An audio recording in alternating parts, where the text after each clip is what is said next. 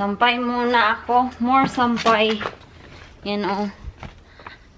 Maganda kasi ngayon yung weather. So, ayun. We need to make the most of it kasi hindi natin alam kung ano yung weather tomorrow.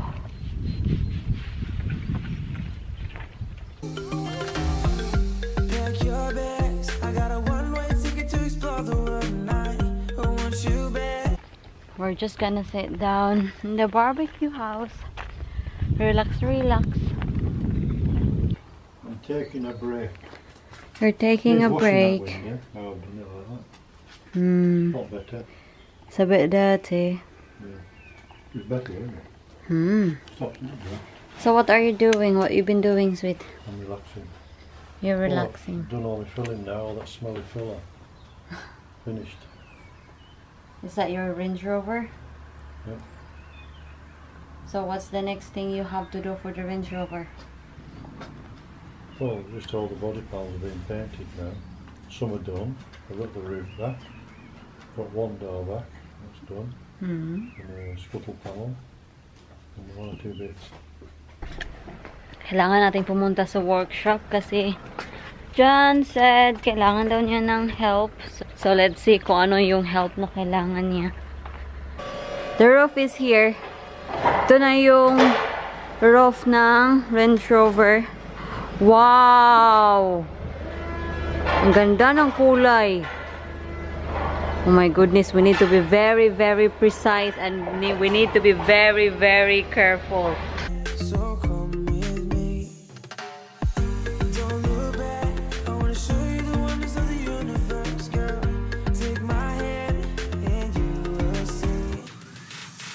And these are the doors for the Range. A door, one door only? Yeah, at the moment. Alright. Yeah. And that's this panel that goes across the bonnet. Across the bonnet? Oh, behind the bonnet, yeah. Right. I need to snip these. So what now? I need to snip these cable ties. So, you know, it's looking good mga loves. So, yung gagawin natin, ilagay natin yung roofs dito sa Range Rover. I'll put you here kasi kailangan namin dyang i-left to the Range Rover. So, be good kayo dyan. I hope nakikita nyo ako. Right, Honeybee. I need to wear my gloves just in case. Well, yung gloves dyan dito. Large.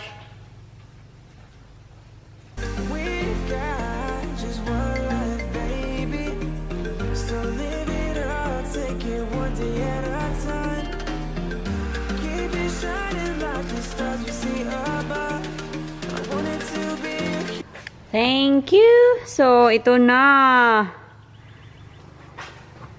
Meron na siyang atop. Meron na siyang roof. How do you know that it's on properly? No. Well, it's got it's bolts on, screws on. Right, okay. I have to work on like that. Another improvement for our Range Rover. So, ito yung loob niya, yung inside. I bet the forklift will pick you up now. Put that on. Bye-bye!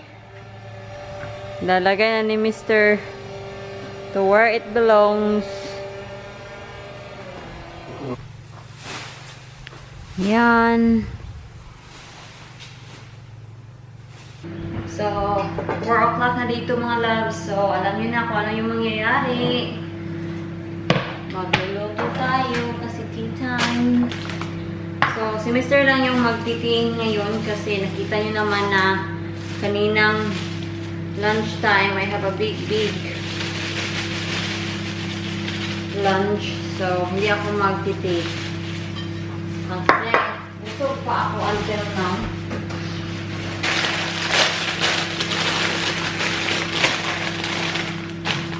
So, yung potato natin, it's in the microwave for it to be cooked and softened.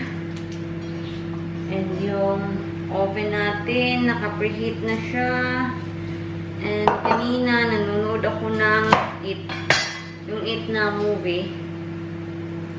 Okay naman siya. Pero kakapanood ko lang, so I don't know what's the real story.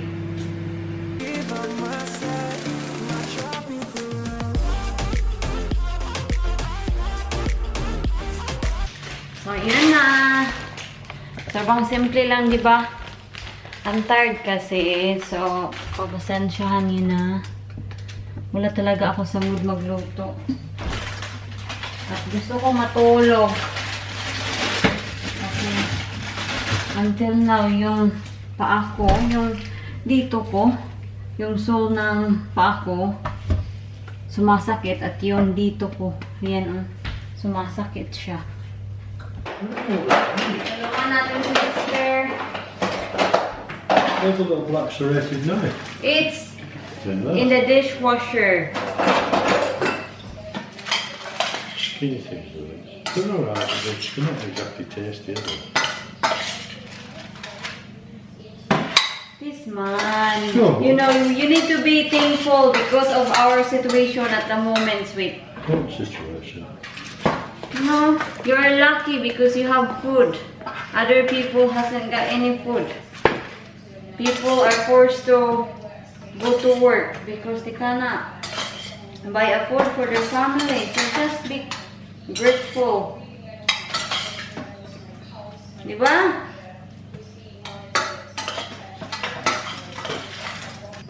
So, ito na yung meal ni Mr. Yan. Yeah. Yeah, that's okay. Hang on. Oh, I need a bit of... This is it. Ito na yung tea niya. Kailangan kong gumawa ng custard kasi yun yung request ni Mr. Ako naman talaga. Yung mata ko, tingnan nyo, sobrang ano niya. It looks so tired. Alam nyo, nung sa Pilipinas ako, I did not really take notice sa mga ingredients for baking. Kasi yun na nga, hindi ako marunong mag-bake while I was in the Philippines. At wala din kaming oven. So that's why probably na hindi ako marunong kasi wala kaming oven sa bahay. So, hindi ako sure kung meron ba tayo nito sa Pilipinas. Paki-comment mga loves kung meron ba tayong custard sa Pilipinas na ganito. Kasi pag uwi ko talaga, I'm pretty sure na mag-bake ako. Charot. Pag meron tayong budget na makakabili tayo ng oven, then magta-try tayo mag-bake pag uwi natin sa Pilipinas. Pero hindi ko pa alam kung kailan kami makaka-uwi. Kasi yun na nga. Alam niyo naman yung mga nangyayari ngayon. So, mag-pray na lang tayo na itong mga pangyayari ngayon, matapos na to. Alam niyo, yung fruitcake na binake ko, nag-dried up siya kasi dito siya namin nilagay and hindi siya masyadong sealed. So, nahahanginan siguro. Kaya, ayun. Parang tumigas siya. Well, tumigas talaga siya. Hindi na siya. Tingnan nyo. Yan. Matigas.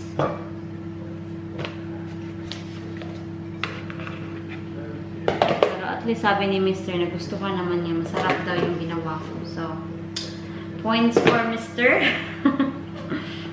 Kailangan ba natin ng points? To be a good wife. Sa mga nagtatanong pala kung ano to, sweetener. Ito. Sweetener siya. Ito yung ginagamit ni Mr. pag nagtitimpla siya ng kape niya.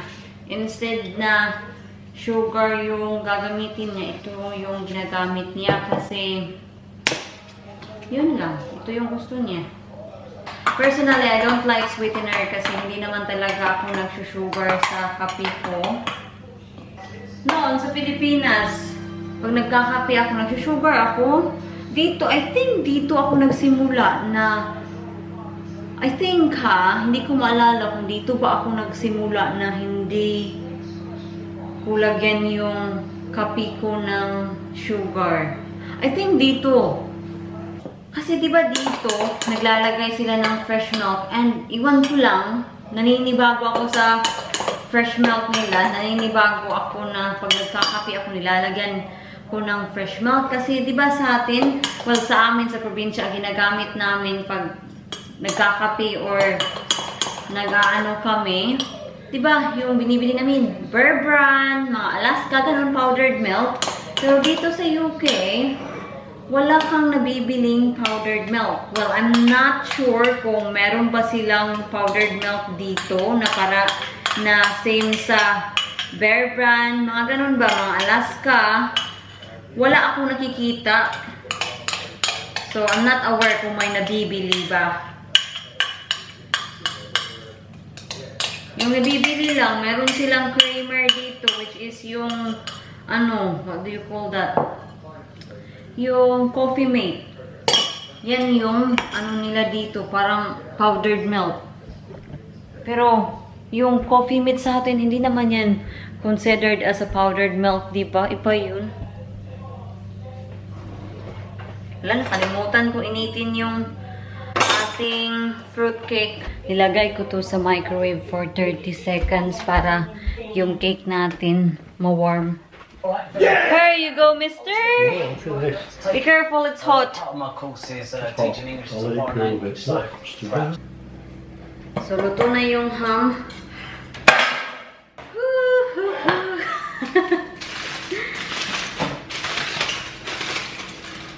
Yan.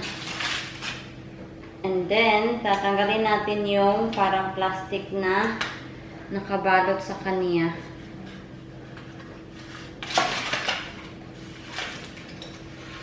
Binabalot siguro nila like this para yung meat to keep it together ba? Wala. Yung skin nag-stick siya dyan. And si Mr. dahil maganda yung weather. Ay, hindi niya ako nakita.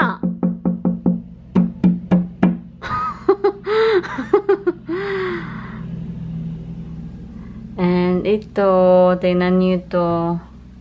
Ito yung picture namin sa Bulgaria. Nung nandoon kami sa Bulgaria. Yan, together with the Bulgarian girls. Yan. Muntik ko nang makalimutan yung ating mga sinampay. Nagsampay ako kaninang umaga kasi sobrang ganda ng panahon. So, natapos ko na yung pinanood kong it. So, maganda siya. I really like the story and it's good for kids. Well, parental guidance is needed pa din, pero it's good for family.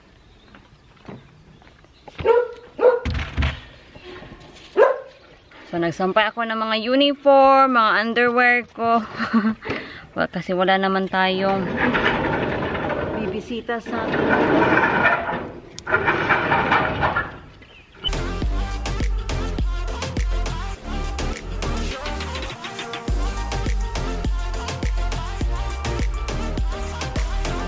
the next day. Nagigisa ako ngayon ng gulay. Yung gulay na ginigisa ko is green beans, carrots, and cabbage. Itong vlog na to sa pagigisa, kasi gagawa kasi ako ng lumpia. It will be another vlog. So, kanina pala, yung family ko online and nag-iyakan sila kasi sinabi ko sa kanila yung totoo, mga loves. Kasi, ay, sasabihin ko rin sa inyo yung totoo. So, ang totoo talaga, kung kailan kami uuwi sa Pilipinas, uuwi sana ako this month, which is the April. So, hindi ko sinasabi sa inyo kasi nanonood yung family ko sa vlog ko and hindi ko sinabi dito kasi gusto kong surpresahin yung family ko at kung sasabihin ko sa inyo, hindi na surprise kasi malalaman nila. So, itong flight namin, binook namin sila last week of December or first week of January ata. So, binook namin sila in advance kasi yun nga, sabi nila, makakamura ka daw. So, binook namin sila and at that time, wala pa kaming nalaman na meron palang sakit. So, nung nalaman namin na may mga virus na lumalaganap. I think second week of January na or third week of January nung binalita dito. So, we're still okay with that. We're still comfortable na ay makakauwi talaga tayo kasi hindi namin alam that time na malala pala. So, anyway, sinabi ko sa kanila na uuwi sana ako ngayon this month, 27 of April sana ako uuwi sa Pilipinas. So, nung sinabi ko na uuwi sana ako sa 27 sa April, yung mama ko umiiyak at yung ate ko naman na panganay namin umiiyak. Yung ate ko at yung nanay ko, same sila ng attitude. Sobrang mga iyakin. Naiiyak naman talaga ako pero pinipigilan ko yung sarili ko kasi I need to be strong for them. Kasi kung iiyak ako, parang I'm showing them that I am weak. Gusto ko na ipakita sa kanila na malakas ako. Kumikirot yung puso ko na nag-iiyakan sila kasi sinabi ko sa kanila na uuwi sana ako, pero cancel na talaga yung flight ko.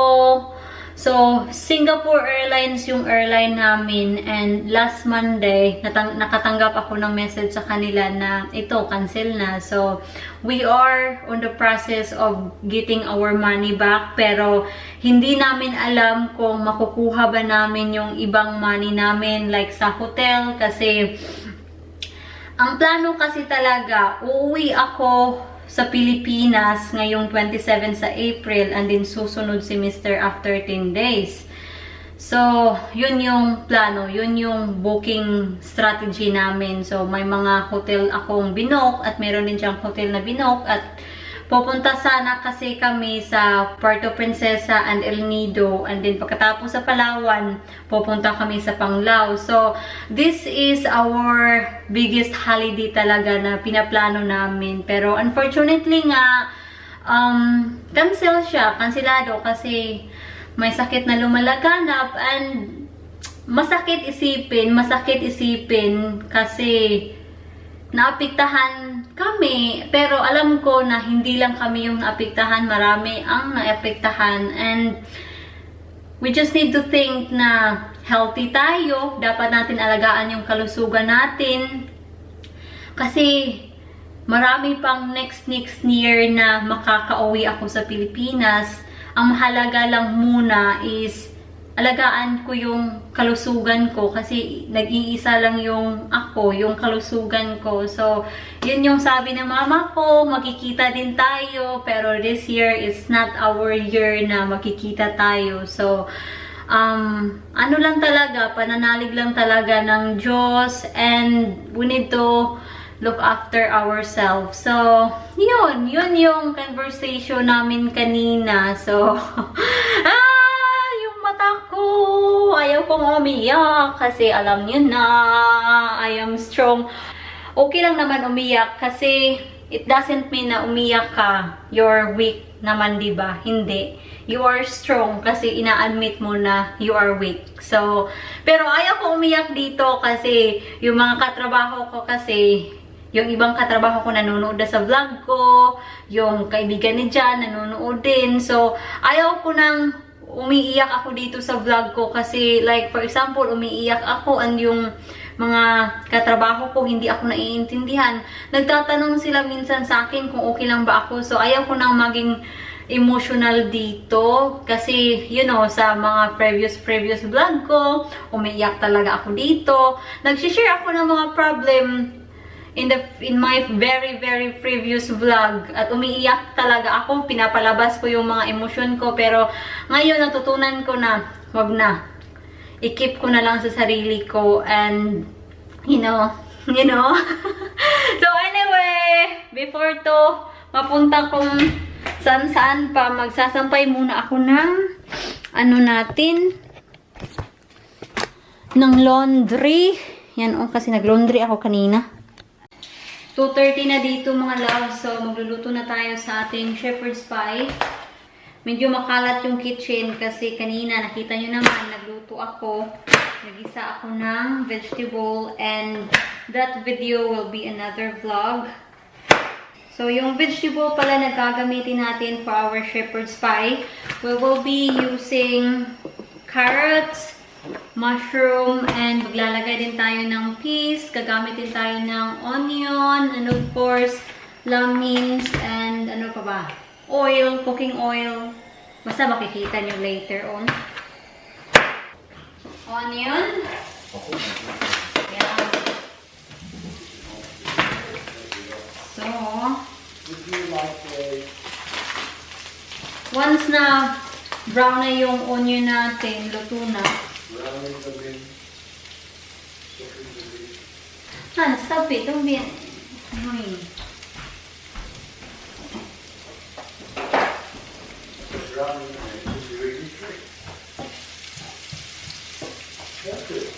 So, piniprito ko na yung... So, I'm just waiting for the onion to be cooked.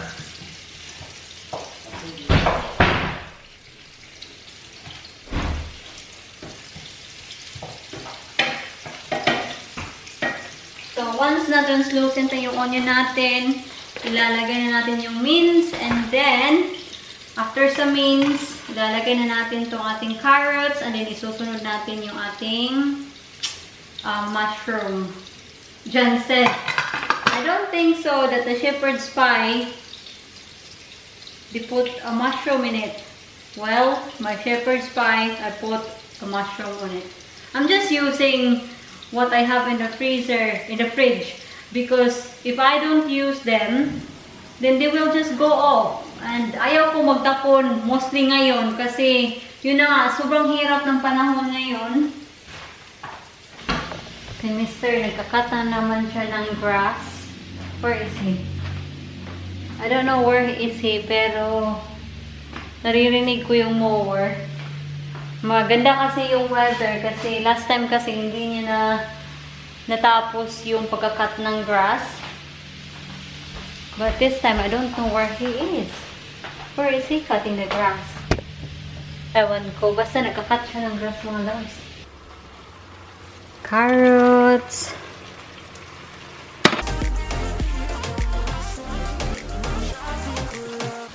Susunod ko na din yung mushroom. Yan na.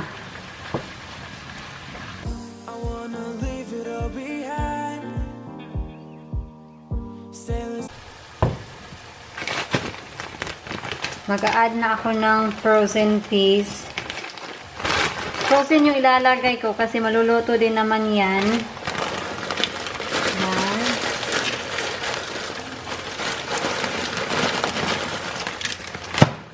Damihan natin ang paglagay ng peas para itong shepherd's pie natin, it will last for 2 meals. Or pwede nga 3.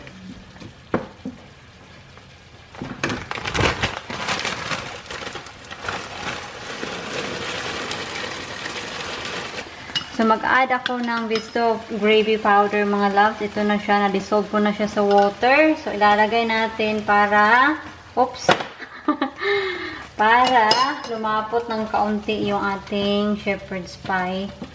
Kasi ayaw ko kasi, pag nag-shepherd's pie ako at yung sauce, hindi malapot. Yung sabaw niya ba? Gusto ko may pagka-thick yung sabaw niya. Then, kailangan nating tikman. See if okay na ba yung lasa. See, tingnan natin. Titikman natin kung okay na ba yung lasa. Kung masarap na ba or hindi.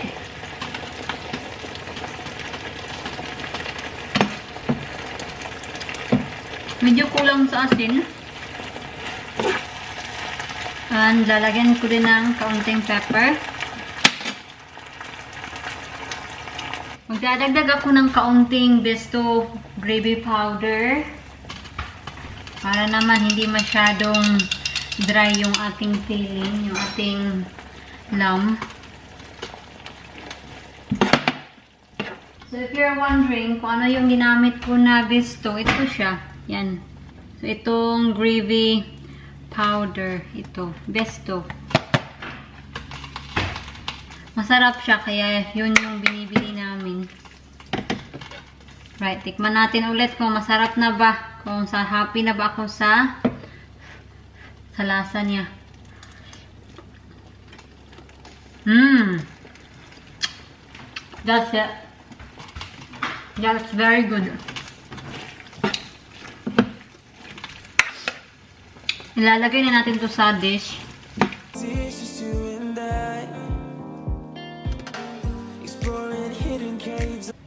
Yan na. So, ito na yung close-up look mga loves. Uy, ang laki. So, yan. Nandito, boiled ako ng potato para sa toppings niya sa top. Surfing waves into the night on the beaches of Hawaii. Yan na, it's looking good. Kukuha lang ako ng tinidor.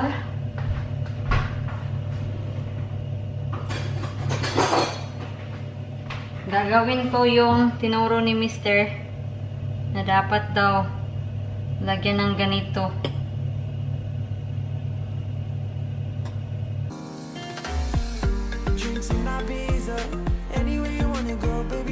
And it's ready to go to the oven. Nilagay ko lang siya sa tin just in case na boiled over siya. So, ito na yung before mga loves. Yan. Ang sarap tingnan. Sana masarap din yung lasa. Alam niyo ba, nung nalaman na talaga namin na hindi kami makakauwi this year, before pa nila kinancel yung flight namin, nung nalaman talaga namin na, ay, hindi talaga tayo makakauwi ngayong taon, sabi sa akin ni Mr., ito yung dahilan kung bakit ayaw kong mag-advance booking. Si Mr. talaga, pag nag-travel kami, last minute yung mag-book ng mga flights, ng mga hotel. Ako lang talaga yung nag-push sa kanya nung time na yun na mag-book na tayo para makasave. Pero, unfortunately, hindi siya nag-work.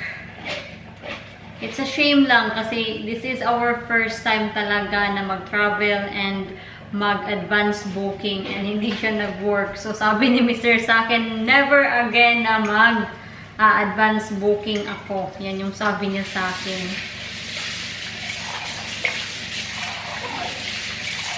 Pwede namang i-change yung date ng flight namin, pero ang sabi kasi ni Mr. na we never know kung kailan to matatapos, kung kailan tong lockdown.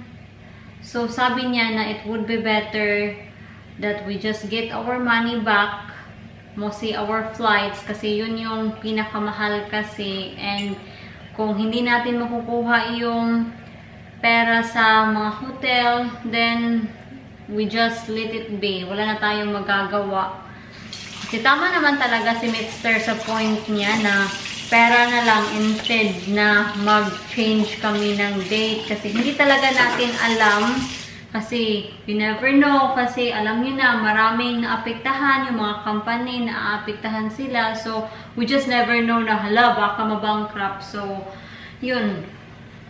So, naghihintay na lang kami. I'm pretty sure naman talaga na makukuha namin yung pera namin sa flight. Pero sa hotel, parang, ewan ko, 20% lang ata yung hope ko para sa hotel. Ready na yung ating tea. So, are you ready?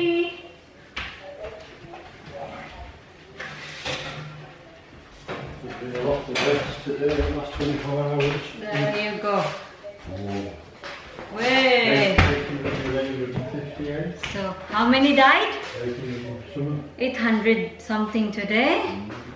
Oh my goodness. So, ito na yung shepherd's pie natin. This is finished product. Yan. Wow. Ang sarap tingnan. Hopefully, masarap siya. Okay na yan. Ditong side kasi parang hindi pa siya masyadong brownish. Hindi tulad dito. Di ba maganda pag medium brown talaga. Pero dito, hindi siya even. Do you want the gravy? Yeah. Dito ko siya nilagay because yung job natin, meron siyang Because she's used all the pots. milk. Pour it, darling. Pour it. Pour it. Somebody asked, how do you make your gravy? Oh, yeah. Oh, she has a special recipe. Don't you, darling? Don't give that secret away. I'll do. Do you want ito? No, no, no. That's enough, thank you. Hang on! What? This is the end product. No, Look. no, no, no. This Put is it me. down. This is me. Look. This is mine. So, ito na siya. Kain. Salt. More salt. So, yan yung kay Mr. And this is mine. And this is the leftover for tomorrow. Let's go, Jeffrey. Kain.